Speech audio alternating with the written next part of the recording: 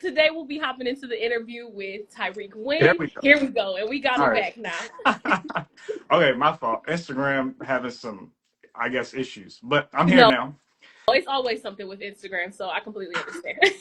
But what I was Yeah. saying was, I've been watching you for a while, and we've been following each other for a little minute, and we're Yeah. both in media and entertainment. You more so in journalism, and I think it's just so interesting to see your journey, and I'm excited to talk about everything that you have going on today. But First. a little rundown before I get started to introduce to you those that may not know or are just now finding out. This is Tyrik Wynn of Wynn Productions. He's done high profile interviews with Lynn Whitfield, Marjorie Taylor Greene, Lauren Lake, Candy Burris, and so many more. So without further ado, I'm going to go ahead and let you take it away. So just introduce yourself. Who are you? Yeah. So, like she said, I'm Tyrik Wynn. First of all, happy to be here. Appreciate you so much for having me. This is Thank you. great. Definitely always happy to do these Instagram live interviews. It's kind of crazy. Like, ever since I had my career shakeup, there's been like an unintentional press tour. So this is like interview Mm. 5, interview 4. So yeah, but no, this is great. But yeah, like you said, owner and CEO Win Productions LLC, news anchor as well, TV host. Done some amazing high profile interviews. I've been blessed to do those too. Got my own podcast, YouTube channel. Also vice president of the Atlanta Association of Black Journalists and chair of the NABJ Digital Journalism Task Force as well, and 2025 News Anchor of the Year by SEMA TV and ABC7 in Columbus. Oh, thank you. I appreciate that. So, yeah, that's me. Yeah, so I want to know, when did your media journey start? Like, was it when you were little? Because for me, I did like the school morning news announcements, and that's kind of like where I found my passion for it. And I noticed when I'm talking to a lot of other people, they'll say they did that or like radio or something with their church. So, where did your journey start?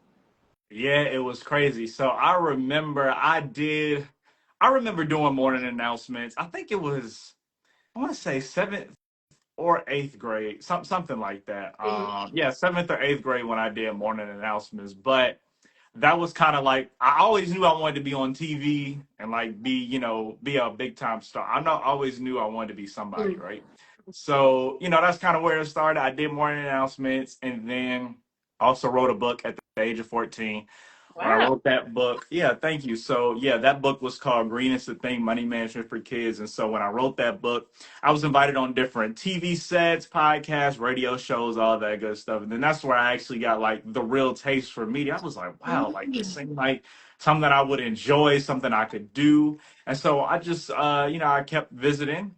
And then I remember in 20 there was one radio show I did in particular. It was a teen radio show, and I did the interview, and then afterwards, they were literally after the interview, a couple minutes after, they were talking about bringing me on as a full-time host.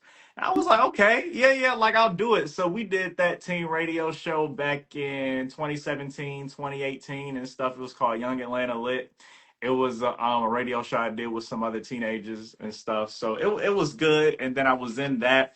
Then went to Georgia State, joined the school news station, and then it just kept elevating from there. Nice. So, when you first wrote your book, what was it about? You said something about teens and Yeah, money. it was about money management for Cool. kids. Yeah. And what did it go into detail about roughly? I know it was a long time ago. Yeah, so what I talked about in that book is the importance of financing, right? Because one thing Mm. I've noticed since I was in the school system is broken, right? School Okay. system has a lot of issues. There are a whole bunch of things that we're learning that we don't need to know.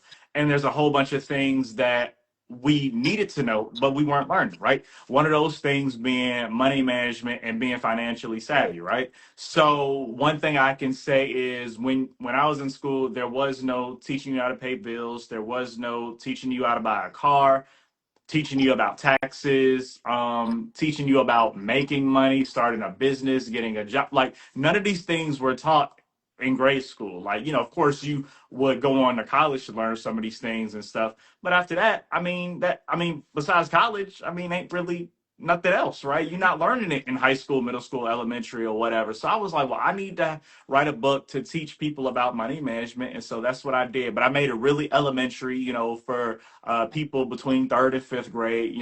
That's kind of that age where you really want to start thinking about money and financing and stuff. And then you want to be able to start saving, managing, might even want to start your own business, whether that be a lemonade stand or taking out people's trash, like whatever, right? But it's plenty of ways to make some money out here. So Right. And about starting your own business, Win Productions, can you give me a little bit about that? I know you do like media coverage and commercials and stuff. yeah, so Win Productions LLC, family-owned video production company, started that back in two people I rock with. Hey, what up? What up? What up? Appreciate you rocking with us. So yeah, Win Productions, family-owned video production company, started that back in 2018 when I had got to like a couple of months after I got to college, right? And so I knew I wanted my own business. I knew I wanted to be in this space, but also wanted to have some ownership in this Right. space. So one Christmas, my parents got me an LLC. Greatest Christmas gift ever, right? Of course, I could have asked for the latest J's, Right. A bike. PlayStation, Xbox. You know what I'm saying? Could have got all those things, but instead, I got an LLC, and of course, they put some other gifts too. But the LLC, greatest gift ever, right? Because it was an investment in my future. It Right. wasn't some shoes that's I'm probably not going to wear in the next couple of years because they're going to get scuffed up. You know what I'm saying? This is an LLC, something that's going to last a lifetime or as long as I decide to run the business. And so literally started with a little flimsy tripod and a Nikon camera. And Hey, you got to so, start somewhere as yeah, long as you you're doing have the to content. start somewhere. So, and that's another thing. Encourage people like, look, you don't have to have the latest and the greatest gadgets. Just start where you can. You know what I'm saying? Whether that be on your cell phone, whatever, a little baby microphone. I had the Nikon camera and a purple Wendy's toy microphone. That's what I started with. That I got in my kids' meal. So Mhm. yeah, I mean, that's just how it started. And so from there, started getting some more gigs. I remember my first paid gig that I got, it was $100. And it was just for me to come and interview people at this author expo, right? Greatest $100 Yeah. ever. When I tell you that, let me know, okay, I'm on to something. I'm getting to the nitty and the gritty. So just kept doing my thing, and then next thing you know, kept making more money. Was able to continue to upgrade equipment, continue to invest in business, and its business has been great. Good. I love to hear that. Thank you. Now, the main reason that I do have more than a creator is, of course, which is the name of the podcast, is of Yeah. course to educate individuals on individuals' journey throughout the media and entertainment field. But I want them to be able to learn from other people's mistakes or anything that they've seen. So, do you have any tips for success being in journalism? Yes. Let me see. Where would I start? I would say, okay, if you're in school for journalism, right, you need to start there. Okay. When you're in college, you need to go ahead and start either joining your student media, whether that be your school newspaper, school news station, radio station, magazine, whatever. Whatever you can get your hands on, whatever you can get involved in, go ahead and get involved. Your school might have a NABJ chapter, National Association of Black Journalists. Get involved. It may be, whether you're in film, there may be a film club. Get involved, right? It's all about being involved in everything that you can get involved in. Of course, not stretching yourself too thin, but still getting involved where you can and where you see fit, right? So definitely get involved with all organizations that you can get in and that you can dedicate enough time to. And then if your school has a lack of organizations, either, talk to somebody about starting your own, right? There are, like I can say, for example, in NABJ, there are people in place that can help you start your own school's NABJ chapter, right? So you can start a, local NABJ chapter at your school. There's people will help you with that. Also, if your school does have a news station, start one. If that doesn't work, create your own content. I mean, there's plenty of things you can do. Like there's no excuses, right? You can dibble and dabble in this stuff, get that experience that you need, create your own content, do whatever you got to do, right? And then also when you're moving up in this industry, always be persistent. be persistent. I have actually a lot of those interviews that I have gotten have literally came from persistent, right? Mhm. Because when you reach out to some of these people, sometimes that first email they're not going to Right. answer. They're not going to pay more attention. The second email, same thing. Keep sending emails, keep making phone calls, keep sending texts, sending DMs, sending LinkedIn messages. When I tell you, like you can ask people about me, and one thing they'll be like, Tyrik, he's persistent. He's very persistent. Like he's gonna stay on top of you and all of that stuff. And that's what I'm gonna do. I'm gonna keep following up. I'm gonna keep reminding you, like they say, the money is in the follow up. So always continue to follow up and never take no for an answer. I think that's really important to highlight because some people in the journalism field or honestly in any field, when they go to someone and they might ask for something or they don't get a response or they kind of just get brushed off, it's kind of like a little bit of a defeat, like, oh, they Yeah. didn't read my email, they didn't respond. But a lot of the times, because this even happens with me, I might see an email and then I start doing something else and I forget to respond to the email. So I definitely like Mhm. that you stay persistent and you send that follow up and stuff like that, because that's going to set you apart from the next guy. You know what I mean? Mhm. So Yeah, absolutely. what are some things that you learned in NABJ, and what is it in particular? hmm Yeah, so NABJ is a National Association of Black Journalists. So every year, what we do is we had this amazing convention. This year, we're going to be in Cleveland, Ohio, in the early part of August. And so, what we do at this convention, we all just come to. It's all Black journalists coming together in one room. It's literally like a family reunion of amazing Black talent in one space. It's awesome. I love it. I love going every year. I remember my first year going in person was Las Vegas, and I've been going ever since. It's been a life changing experience. But I'm also what they call an NABJ baby. So what I did was I did this thing called student projects, and I will say in student projects and the NABJ multimedia short course, those is where I really learned some amazing valuable journalism skills. So when I did NABJ student projects in 2020. Of course, we had to do it virtual because it was the pandemic and stuff. And so when I did student projects, I learned so much. I learned about on-camera presence. One thing I had a very strong issue of being loud. I was very loud. When I would be on the news, I'd be like, okay, today start and I would be something be like, Terry, calm down. You don't have to be so loud. Like you can have the energy, but you can like be softer, right? They don't, they was like the audience shouldn't feel like that you're screaming at them because I would always like yell and stuff, and that would just be because I just be hyped, you know what I'm saying? So I had to like tone it down a little bit. So I definitely learned that, and then also learn how to conduct interviews. And I remember I had to do 15 virtual interviews and I had to get that all into a minute 30-second package. That was difficult. So that was one thing I learned, and then also my writing, how to tighten up scripts as well, so that way they're not over that minute 30 mark for packages and stuff. So I learned a lot of valuable skills in that, networking and all those great things. Yeah, NABJ definitely been a life changer in my journalism career for sure. Do you feel like college, because you said you went to Georgia State, correct? Yeah, I went to Georgia State. Do you feel like college was a necessity for your career path?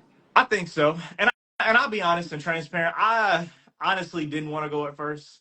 Or I felt like I didn't necessarily have to go, but because I was like, well, because I had planned on starting my own path, and I was like, well, if I'm doing my own path, why do I need to go, right? And so, actually, come to find out, that degree came in handy. you know, Mm-hmm. I actually definitely use that degree when you're going to get a job at a news station, radio station, and stuff. Sometimes they're gonna say, 4 year bachelor degree is a requirement to be in this job, right? Because they want to know that you actually had some education in this field. They want to know that you majored in journalism, communications, or TV broadcast, whatever the case may be. They want to know that you had some education in this field, and you're not just coming in, just coming in, right? So Winged it was definitely a it. necessity. I'm glad I did it, and it definitely paid off. I learned so much in college. And where do you see your production company going? Yeah, production company. I definitely see it going very far, right? So Yeah. one thing I want to do is I definitely want to open up another studio. That would be great. Another production content studio. Definitely want to do that. Want to open that here in Metro Atlanta. So that's something I want to do. Also, I want to continue to keep a consistent customer flow, right? Right. Like, and if I didn't mention the services before, but what we do TV commercials, drone and aerial filming, podcast production, editing, all those great things we do here at Win Productions LLC. So, yeah, there's that. But yeah, I see it going really far, and I even see me even us buying some television stations as well. And then also one thing I want to do is I want us to take some of our original programming because we create and produce our own TV shows and stuff. I want us to take those to big time networks, streaming platforms like Netflix, Hulu, TV networks, TV One, We TV, Bravo TV, whatever the case may be. That's what I'm looking for in the future. And I've noticed with people in our field, they kind of go through that path, of course, of wanting to branch out to different networks and things like that. What sets you apart from anyone else's network as far as your production company? Hmm. What sets me apart? I would say one is family owned, right? Not too many family owned video production companies, so I would say that. And then two, I'm young. I'm 24, so it's not usually people who are CEOs of production companies and owners and stuff. Of course, they're not necessarily like in their lower 20s and stuff. So I would say that. And then my drive too. Like I have a drive like no other. I have persistency like no other. When I tell you, I'm a go getter. Like you have to go and get it. Like you don't have a choice but to go out here and get it. So I would say that. Yeah, and I think it's really important that you started your own company, honestly, while you were in college too, because you're already building up that rapport and getting your credentials as far as being in college, but you also have something to fall back on. One of the things that I want to highlight and that I talk about a lot with other guests is the impact of COVID, because Yeah. everyone it's consistent that everyone continues to bring that up. Like some people have honed in on their skills and talents during COVID. Some people have even lost their jobs. So even having that backup plan is really a necessity nowadays. That's what I'm learning. Yeah, of course. Yeah, definitely having that backup plan is definitely important, especially in this field, because I can give you an example. When I graduated, there was not a single perfect job that was out there when I graduated in May, right? Could not find it. Yes, I was blessed and I had a lot of good offers on the table. I will say they were good offers, but nothing was exactly perfect and aligned the way I wanted it, right? Okay. So I had the production company, right? That was what I fell back on. I did that. And then I also had an opportunity with TV One to do some true crime television journalism, which was amazing. That was definitely a blessing there. And then, of course, I did some other stuff, onto the side and stuff, other media related things, emceeing events and all those great things too. So definitely always have a plan, man, because of course, they always say, "Hey, you don't need a plan B if you really confident in plan A." You need a plan B. Anything can happen. Okay, so I'm gonna just say that you need a plan B. Forget all that talk about, oh, you don't need a plan B because Yeah. if you're confident enough in plan A, you need a plan B. Okay, might even need a plan C, because this world, this economy, the stuff that's happening, layoff layoffs is a big huge pandemic within our industry right now. So many layoffs, I've seen them before my eyes. I've had friends that have been laid off from big time jobs. I'm saying it's like one day you making six figures, next day you laid off. It's crazy. Yeah. So gotta have a plan. Can we talk about your job shakeup a little bit? Of course. Yeah, That's one so of the every things. yeah Oh, so one every second. That's one of the things that really had me like kind of pay attention to you and reach out, because I knew you were gonna be able to pivot, mhm. but I was kind of interested in seeing how you would pivot.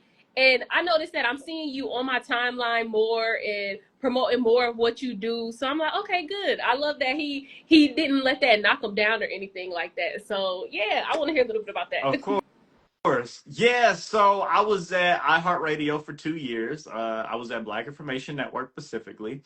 And it was just about that time, honestly. And actually I can tell you, I'll be transparent.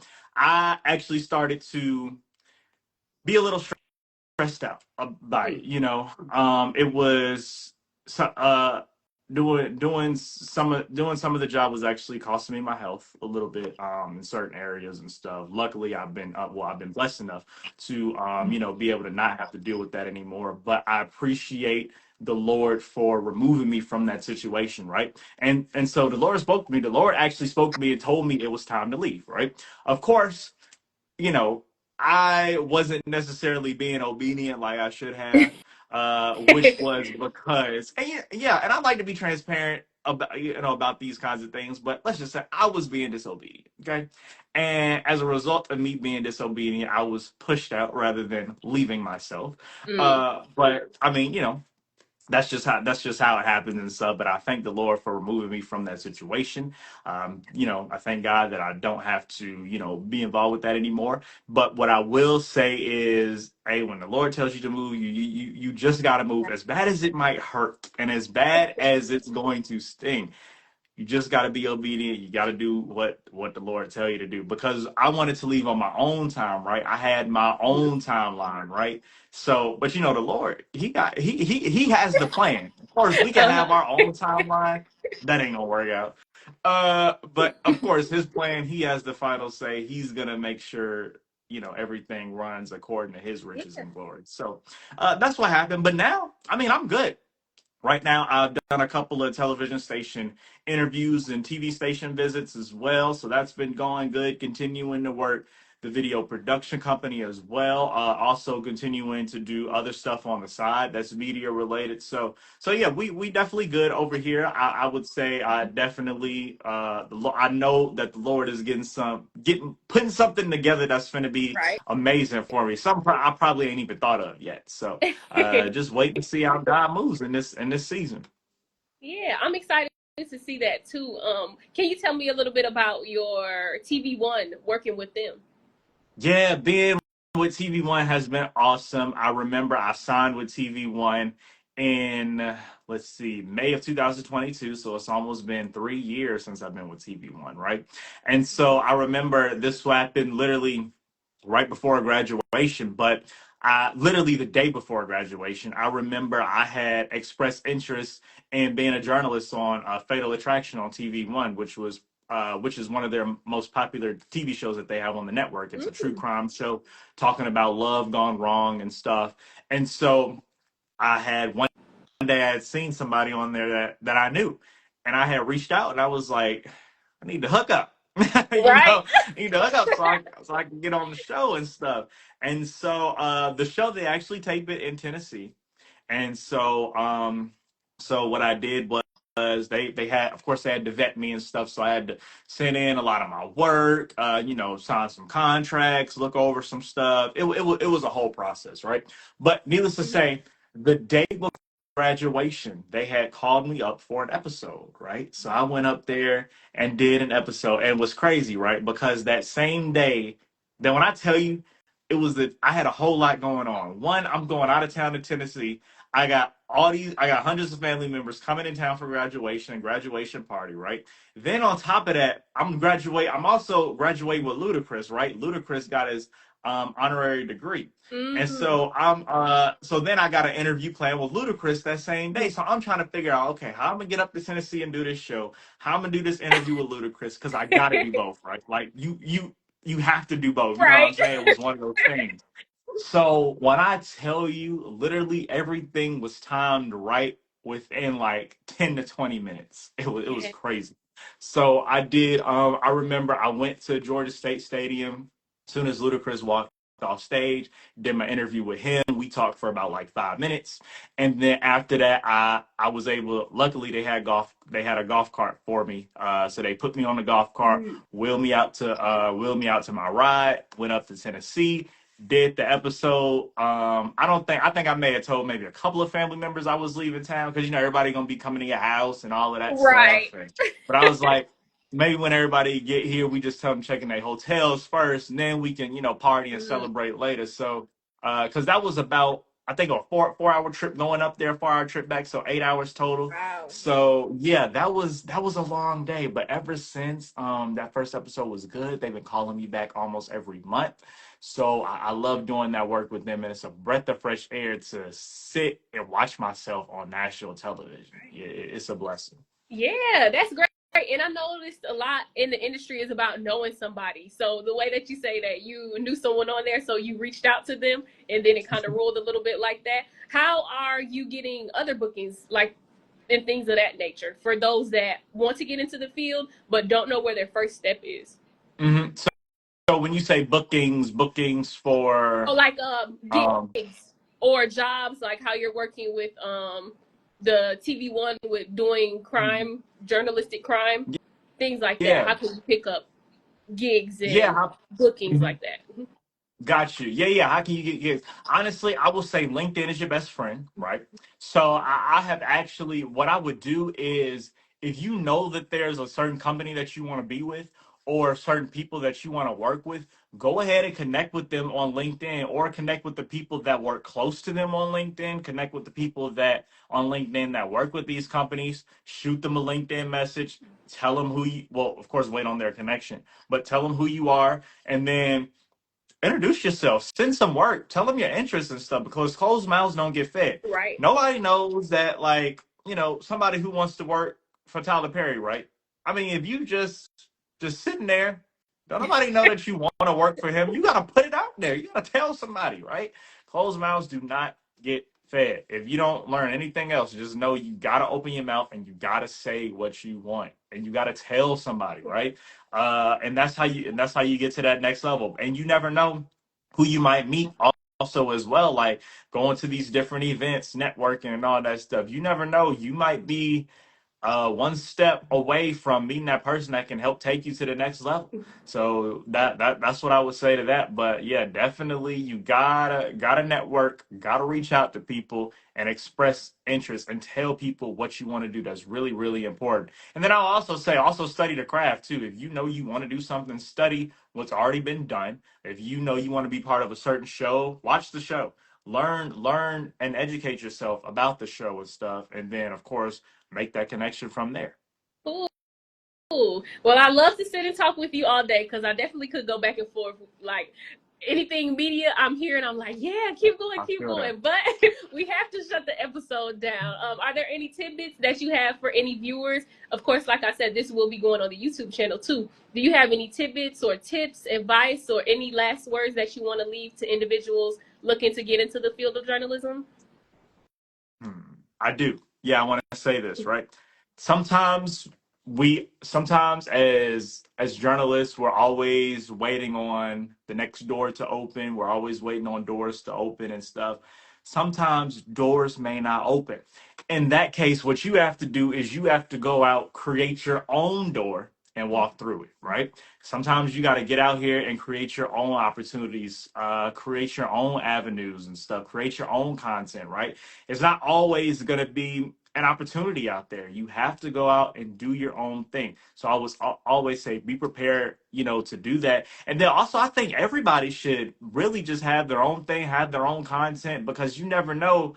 Like one day you could be at a position, next day you're laid off. I Right. mean, it's just the reality of the times that we're living in right now. So always, have that going. And then even if you don't decide to like do that ASAP, at least maybe behind the scenes be crafting together something extraordinary, be working on some type of project behind the scenes and stuff, just so you can at least have a plan in place just in case something happens or doors aren't opening at the right time and stuff. And then also always ask God to direct your path too. He has a plan. So those are the things that I would say. But this has been great. I definitely appreciate you so much for having me on. Love doing interviews, love doing IG Live, love all that stuff. Yeah, and you definitely dropped a lot of knowledge too. So I appreciate you for coming on and taking time out of your day. Of course. Yeah, it was a pleasure. Thank you. Go ahead and let the people know where they can follow you, how they can support your business, and anything like that. Yeah, so you guys can follow me on everything Tyrik Wynn TV, and then also y'all can go subscribe to my YouTube channel, the Tyrik Wynn Network. You guys can go do that. Check out some of my content, interviews, podcasts, all that good stuff. As far as the video production company, you guys can head over to winproductionsllc.com. You can head over to our website. Also, send us an email if you're interested in some services. But we do all things professional videography services, ranging from TV commercials, drone and aerial filming, podcast production, television shows, all those great things. So if you're interested in any video production services, feel free to reach out to us, shoot a DM, give us a call, send an email, however you want to get in contact us, we'll be here. All right. Thank you so much again for sitting down and enjoy the rest of your day. Of course. Yeah, you too. Thank you. All right, y'all. That was a wrap. Another episode of More Than a Creator. Again, this will be posted on the YouTube channel at More Than Network. So tune in, stay tuned. Make sure you keep up with Tyrik Wynn. Follow him on all social medias and like, subscribe, support. We all have to give back to one another to build us and make us strong.